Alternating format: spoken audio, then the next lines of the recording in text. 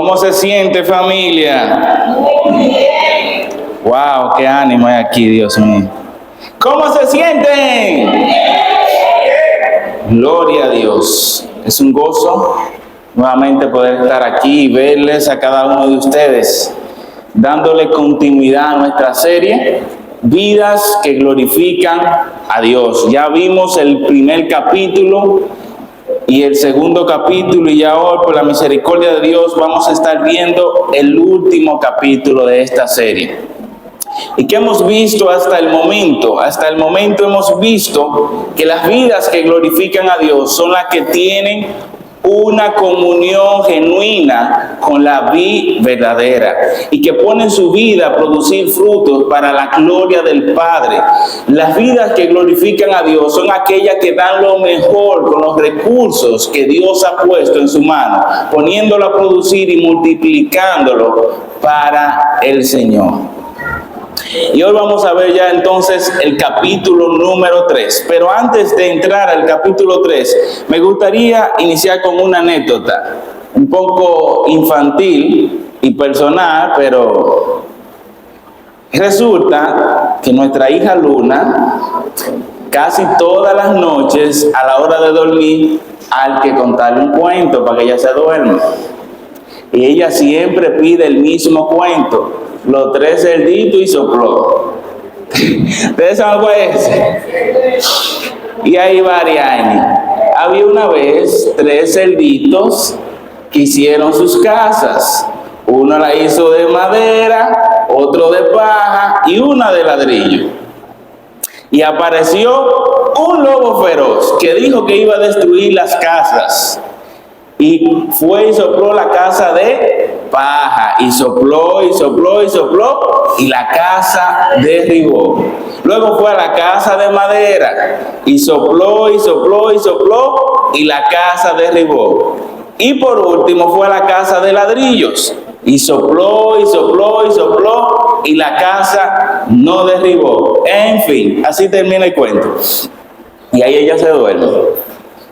Es interesante este cuento porque nos muestra una gran enseñanza, y es que los materiales son importantes, porque los cerditos que construyeron sus casas con paja y madera, lamentablemente la perdieron, su casa se derrumbó, se destruyó. Sin embargo, el cerdito que construyó su casa con ladrillo, su casa no se derrumbó. Entonces esta historia nos muestra que de estas 3 obras, la más importante era la de ladrillo. Y a propósito de eso es nuestro tema el día de hoy, la obra que importa. Y yo pregunto, ¿a usted le gustaría saber cuál es la obra que importa para glorificar a Dios? Pues preste mucha atención y descubramos juntos cuál es la obra que importa. Abre tu Biblia junto conmigo en Primera de Corintios, capítulo 3, del verso 10 al 15. Ahí es que estaremos viendo ya este último capítulo, la obra que importa, mis hermanos. Primera de Corintios, capítulo 3, verso 10 al 15. ¿Están ahí conmigo? Leo entonces. Conforme a la gracia de Dios que me ha sido dada, yo como perito arquitecto puse el fundamento y otro edifica encima, pero cada uno mire cómo sobreedifica, porque nadie puede poner otro fundamento que el que está puesto, el cual es Jesucristo. Y si sobre este fundamento alguno edificara oro, plata, piedras preciosas, madera, heno, hojarasca, la obra de cada uno será manifiesta, porque el día la declarará, pues por el fuego será revelada, y la obra de cada uno, cual sea, el fuego la probará. Si permaneciere la obra de alguno que sobreedificó, recibirá recompensa. Si la obra de alguno se quemare, él sufrirá pérdida, si bien él mismo será salvo, aunque así como por fuego. Oramos. Amado Dios, gracias por esta iglesia, gracias por cada ministerio, Dios, que usted utiliza para bendecir nuestra vida, por las alabanzas, Dios. y por todo lo que estás haciendo y seguirás haciendo a través de nosotros. Queremos, Señor, que tú nos dirijas en esta mañana, que tú nos guíes y que tú nos hables a través de tu palabra y que tú seas de bendición por medio de tu Espíritu Santo, en el nombre de Jesús. Amén. Bien, aquí observamos que Pablo está haciendo una analogía de una construcción y compara a la iglesia con una construcción a propósito de construcción.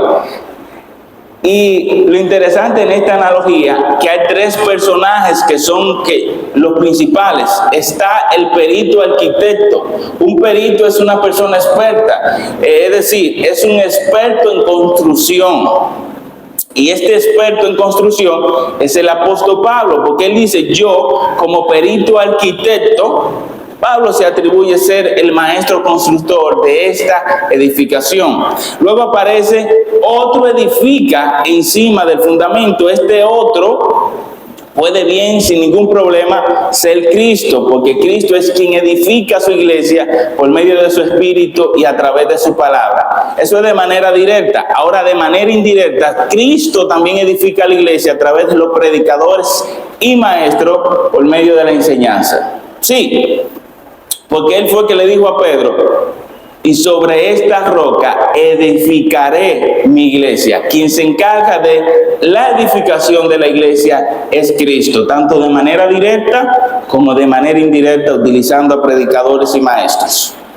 Y por último, Pablo dice: y cada uno mire cómo sobreedifica. Los sobreedificadores somos tú y yo, cada uno de los que estamos aquí presentes. Somos los responsables de embellecer y de darle las terminaciones a la iglesia de Cristo, tanto por dentro como por fuera. Por dentro puede representar nuestra vida de manera personal y por fuera puede representar el servicio hacia mis hermanos.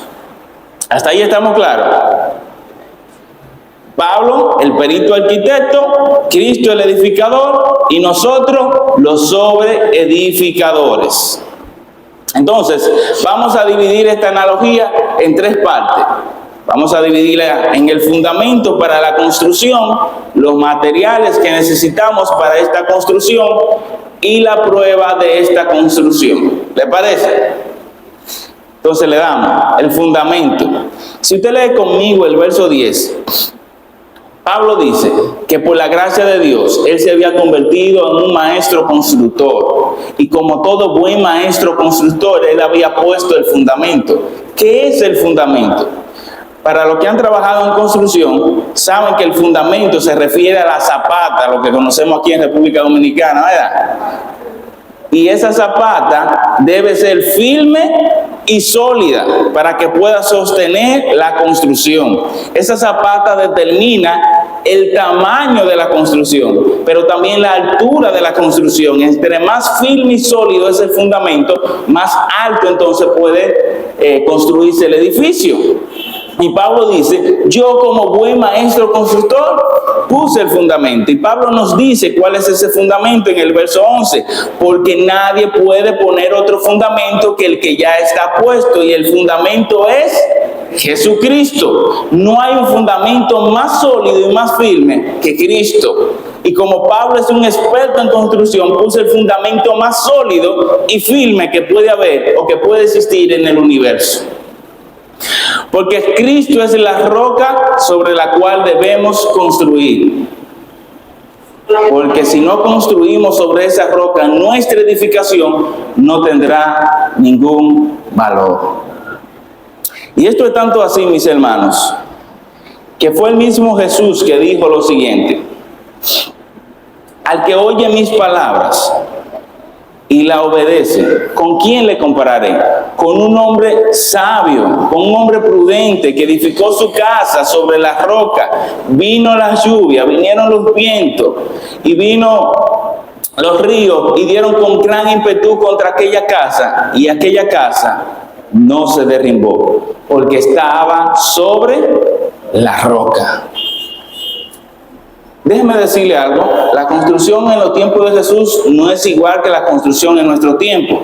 En los tiempos de Jesús se cavaba profundo, profundo hasta encontrar roca. Cuando se encontraba roca, entonces a partir de ahí se hacía la construcción, porque la roca se consideraba como el fundamento y que era firme y sólido y podía sostener la construcción. Y Cristo está diciendo, yo soy esa roca sobre la cual ustedes deben construir su vida, sobre la cual tú y yo debemos construir nuestra vida, porque Él es el fundamento firme y sólido, es la piedra angular que necesitamos en nuestra vida espiritual. La piedra angular viene siendo como la viga de amarre, la que sostiene, la que mantiene el edificio de pie, y Cristo es esa persona que nos mantiene de pie a cada uno de nosotros. Pero Jesús también dice ahí mismo en Mateo 27, si no me equivoco, Mateo capítulo 7. Ahí es que está hablando de la roca y de eso. Y ahí en Mateo capítulo 7 Él dice, y el hombre que oye mis palabras y no la hace, ¿con quién le compararé? Con un hombre insensato que edificó su casa sobre la arena. Y vino la lluvia, vinieron los ríos y vinieron los vientos y dieron con gran ímpetu contra aquella casa y se derrumbó y fue grande su ruina. Oye lo que está diciendo Jesús. Llama a este hombre insensato. ¿Y por qué Jesús llama insensato a una persona que construye sobre la arena? Bueno, la arena para nada es un fundamento firme y sólido. Es un fundamento que no tiene firmeza, y como no tiene firmeza, la construcción se va a derrumbar. Entonces Jesús dice, tú sabiendo que tu construcción se va a derribar y aún así la construyes ahí, eres un insensato. Y muchos de nosotros estamos siendo insensatos, porque sabemos que debemos construir nuestra vida basado en las enseñanzas de Cristo y la estamos construyendo basado en nuestra propia opinión. Y la Biblia dice que no nos hagamos sabios en nuestra propia opinión. ¿Y por qué? Porque hay caminos que al hombre le parecen derechos, pero su fin es camino de muerte. Y el único fundamento firme y sólido que puede sostener nuestra vida es Jesucristo. Pero mientras nosotros estemos pensando que yo hago la cosa a mi manera, a mi parecer, y no como dice el Señor, estamos construyendo sobre la arena, y tarde o temprano nuestra construcción se va a derrumbar. Y termina la cita Jesús diciendo, y fue gran ruina para aquella casa. Vamos a estar arruinados espiritualmente porque no estamos haciendo caso a la enseñanza de nuestro Maestro, que es el fundamento firme y sólido sobre el cual tú y yo debemos edificar nuestras vidas. ¿Hasta ahí estamos claros? Sí. Pues seguimos viendo entonces, ya sabemos que Cristo es el fundamento sobre el cual debemos edificar. Pero ¿con cuáles materiales vamos a edificar sobre esta construcción? Pablo menciona 6 materiales. Dice en el verso 12, y si sobre este fundamento, o sea, sobre Cristo, alguno edificara con oro, plata, piedras preciosas, madera, heno, hojarasca. Pablo menciona 6 materiales. Los primeros 3 son materiales duros, duraderos y resistentes al fuego. Son materiales que dan un acabado hermoso a la construcción y son unos materiales muy costosos. Y es muy probable que Pablo estuviera pensando en el templo de Salomón, que fue una de las construcciones más espampanantes de su época. Fue un templo que no se escatimó ni un centavo en la construcción. La construcción de ese templo duró 7 años y se gastaron miles de millones de pesos en la construcción de este templo. ¿Y por qué tanto dinero? Bueno, porque este templo por dentro y por fuera estaba en sus acabados lleno de oro, lleno de plata y de piedras preciosas. Y esas piedras preciosas no son rubí ni esmeralda, son mármol, marfil y alabastro, que eran unas piedras que se utilizaban para la construcción y para embellecer el templo. Salomón sabía que el templo de Dios debía estar bello y hermoso, no solo por dentro, sino también por fuera, y se empeñó en decorar ese templo de manera magistral. Y es muy probable que Pablo tuviera en mente esto cuando estuviera escribiendo este pasaje. Entonces hay otros materiales que son perecederos y que no son resistentes al fuego, que son la madera, el heno y la hojarasca. El heno es como una especie de planta y la hojarasca es como una especie de hierba. Todos esos materiales, cuando tú le das el fuego, se queman, no son resistentes, son bastante baratos. La terminación que dan esos materiales a la construcción no se compara con la de los otros. Y Pablo dice, cada uno mire cómo sobreedifica, y si alguno sobreedificara con plata, oro, piedras preciosas, madera, heno, hojarasca, sigue diciendo el verso 13, la obra de cada uno se hará manifiesta. Y vamos para allá en un momentico. Pero antes, ¿qué representan entonces el oro, la plata y las piedras preciosas? Bueno, el oro y la plata y las piedras preciosas son materiales duraderos y resistentes, y estos simbolizan algo muy interesante. No sabía si ustedes saben que el oro es el mineral más puro que existe en nuestro planeta. Y es uno de los minerales más resistentes que existe en nuestro planeta. Y yo no conozco cosa más pura que el amor. No hay cosa más pura que el amor de Cristo. El oro representa el amor de Cristo. La plata es el segundo mineral más resistente y es el segundo mineral más puro y representa el servicio hacia tus hermanos. Y por último, las piedras preciosas son hermosas para decorar tanto por dentro como por fuera. Esto representa la voluntad de Dios en nuestras vidas. Estos materiales son el amor, el servicio hacia tus hermanos para la gloria de Dios. Y es lo que está diciendo Pablo, que nuestra construcción debe ser con estos materiales. Porque estos materiales son los duraderos y eternos, los que tienen un valor eterno en nuestra construcción. Los otros materiales son bastante efímeros y pueden representar el orgullo, el ego, la vanagloria. Todas esas cosas son superficiales y no tienen ningún valor eterno y son totalmente perecederos. Tenemos que tener cuidado de no edificar con esos materiales. Y es importante que Pablo no está hablando aquí de obras malas. Escuche bien, Pablo está hablando de obras buenas. Pero en el cielo van a haber muchas obras buenas que no te van a ser tomado en cuenta. ¿Te escuchó eso? Déjeme repetírselo de nuevo. En el cielo van a haber obras buenas que a ti y a mí no nos serán tomadas en cuenta delante de Dios. ¿Y cómo es eso posible, Marcos, si son obras buenas? Bueno, vamos a ver entonces, eso nos lleva a nuestro tercer capítulo, tercer principio, tercer punto, que es la prueba de fuego. Pablo dice que Cristo es el fundamento y que sobre este fundamento debemos edificar. Y que debemos edificar con los materiales correctos. ¿Y por qué, Pablo? ¿Por qué? Porque la obra de cada uno se hará manifiesta, dice el verso 13, porque el día la declarará, pues por el fuego será revelada.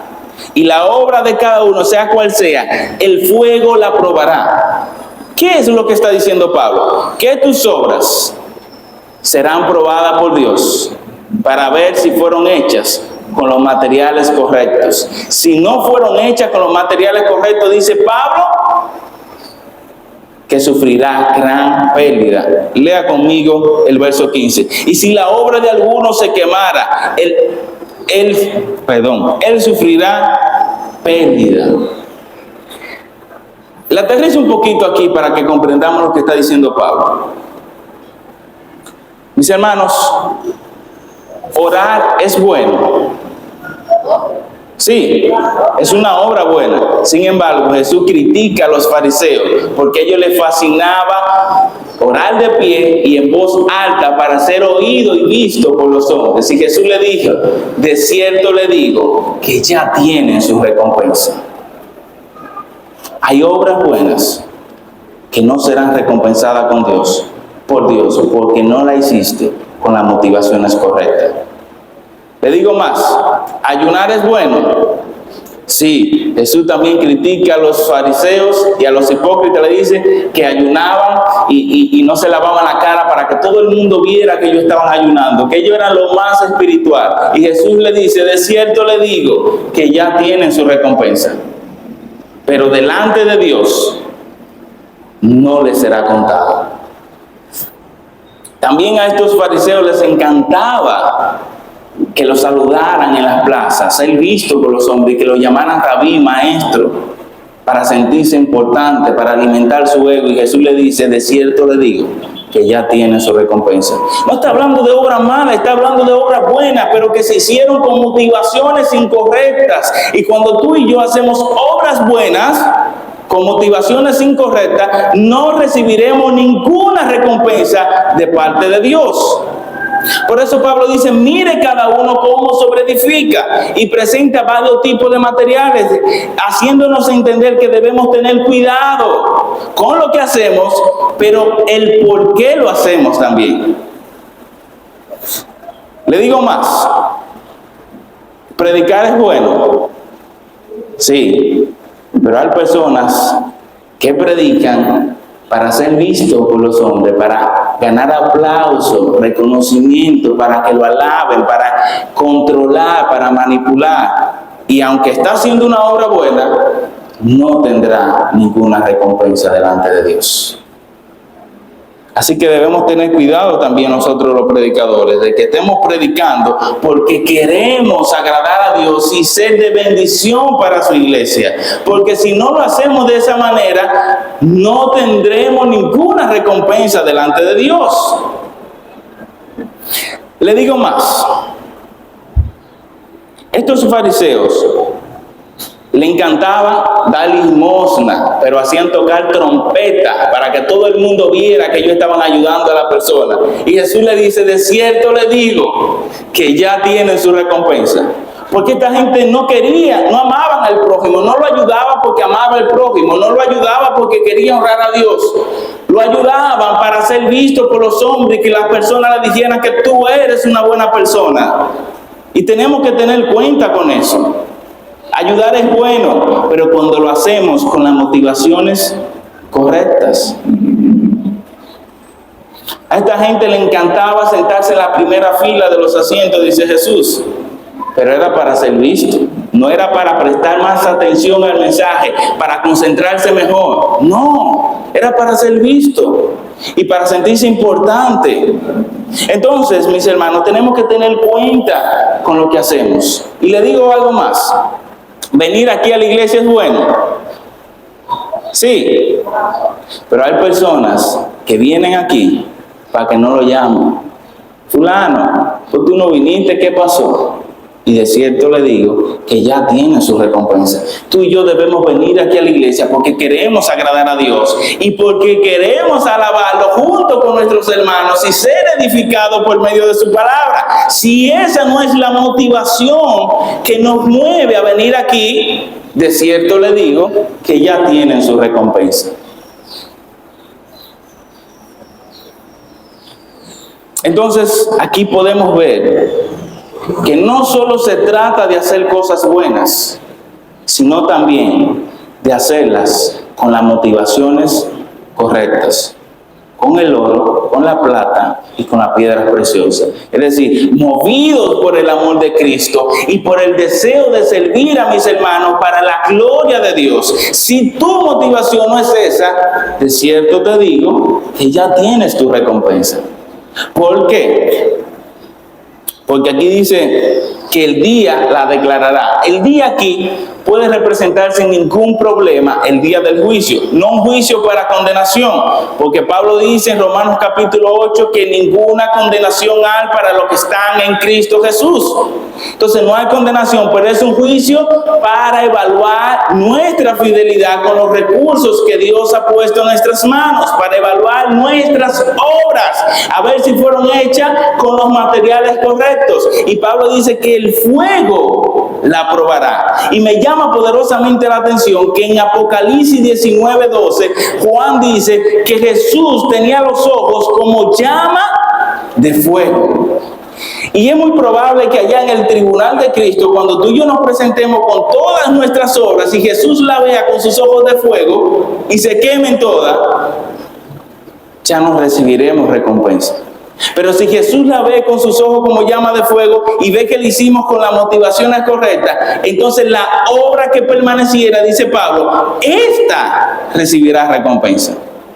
Cuando Jesús vea tus obras y vea lo que te movió a hacerla, Él va a determinar si esa obra merece recompensa o no. Y eso es lo que está diciendo Pablo. Por eso tenemos que tener cuidado, porque es fácil engañarlo a ustedes. Ustedes no saben lo que hay dentro de mi corazón. Ustedes no saben lo que me motiva a hacer las cosas. Pero ¿y a Dios? Salomón, la Biblia dice en una parte que perverso es el corazón más que todas las cosas. ¿Y quién lo conocerá? Pues te digo, ¿quién lo conoce? Dios, a la perfección. Y sabe lo que hay detrás de nuestras acciones. Es más, le digo más. No le voy a decir más. Dice, si permaneciera la obra de alguno que sobreedificó recibirá recompensa. Si la obra de alguno se quemara, él sufrirá pérdida. ¿Usted quiere sufrir pérdida o quiere recibir recompensas? Si quiere recibir recompensas, tenga cuidado con lo que hace y el por qué lo hace. Y le digo más, aquí dice en el verso final, si bien él mismo será salvo. Claro que será salvo. ¿Por qué? Porque la salvación no se pierde. La salvación es un regalo que recibimos por gracia. Y es una promesa de vida eterna. Y si es eterna, es para siempre. Y fiel es quien la prometió, que es Cristo que hizo esa promesa. Y Él no miente. Y la Biblia dice que el que cree en el Hijo tiene vida eterna. No es que tendrá, es que tiene vida eterna. Y la vida es para siempre. Entonces dice Pablo, a pesar de que no edificó con las obras correctas, con los materiales correctos, él va a ser salvo. Él no se va a perder, él lo que va a sufrir pérdida porque todo su trabajo fue en vano. Porque lo edificó sobre la arena y no sobre la roca con los materiales correctos que glorifican a Dios. Y dice más, así como quien pasa por el fuego. ¿Qué significa esto? Tú vas a llegar de aquel lado de la eternidad, casi quemándote, con olor a humo. No te quemaste porque la salvación no se pierde, pero vas a llegar de aquel lado oliendo humo. ¡Ay, por poquito me quemo! Eso es lo que está diciendo, así como quien pasa por el fuego. Y es interesante, esto me traslada a la historia de Lot, que se encuentra en Génesis, en el capítulo 19, del verso 26 en adelante, si no me equivoco. Dice que Sodoma y Gomorra iba a ser destruida, por ahí estaba Lot y su familia, y los ángeles le dicen a Lot y a su familia que fueran a Zoar, una ciudad que quedaba cerca de Sodoma y Gomorra, para que ellos no fueran destruidos. Y Lot y su familia van rumbo a Zoar, y cuando están llegando a Zoar empieza la destrucción de Sodoma y Gomorra, y dice el verso 26 que la mujer de Lot, a espalda de Lot, o sea, sin que Lot se diera cuenta, miró hacia atrás y se convirtió en una estatua de sal. Y Lot se salvó, pero sufrió gran pérdida. Yo no me imagino que Lot estaba contento. ¡Ay, me salvé! Sabiendo que su ayuda idónea, su compañera de vida, se había perdido. No creo que Lot estuviera feliz por haberse salvado. Y no creo que usted esté feliz por llegar a la eternidad, salvarse y llegar delante de su Señor con las manos vacías. Cuando todos tus hermanos estén con la mano llena de coronas y recompensas para rendirla a los pies del Maestro y tú no tengas nada que rendir, no creo que tú estarás muy feliz. Por eso dice, sufrirá pérdida. Y Pablo nos está haciendo una advertencia para que tú y yo no suframos pérdida. Y para no sufrir pérdida, tenemos que edificar sobre la roca con los materiales correctos. Que nuestras acciones sean movidas por el amor de Cristo.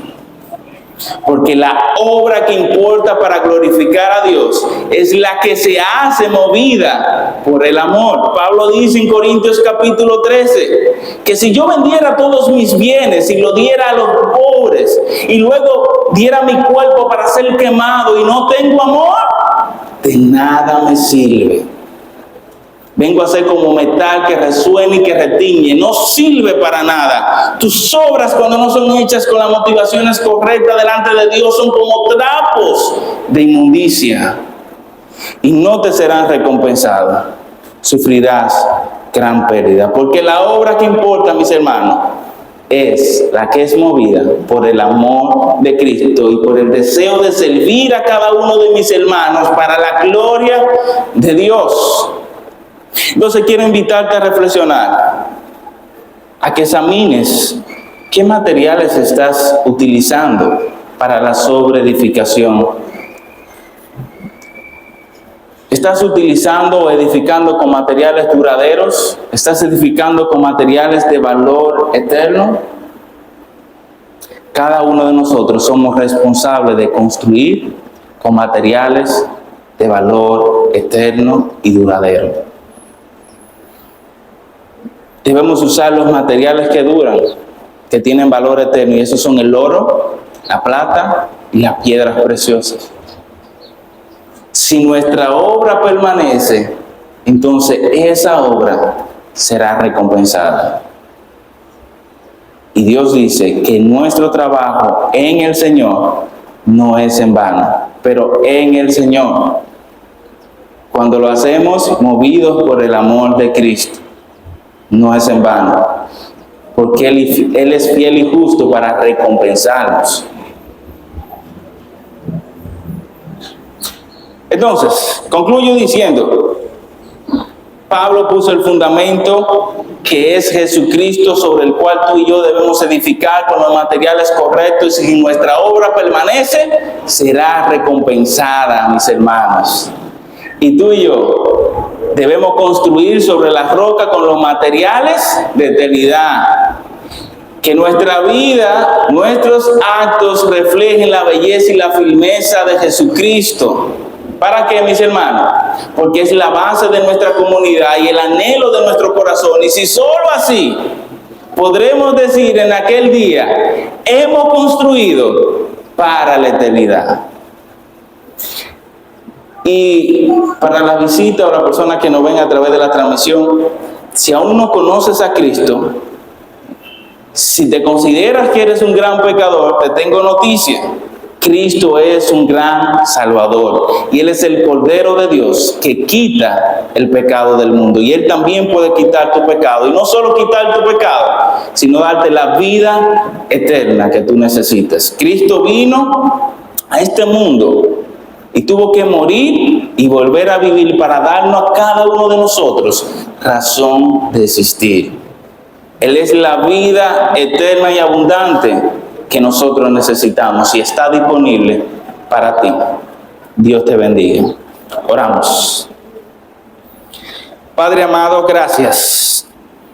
Gracias por tu palabra, Dios. Gracias por utilizar a Pablo, Dios, para exhortarnos a que construyamos sobre el fundamento con los materiales correctos.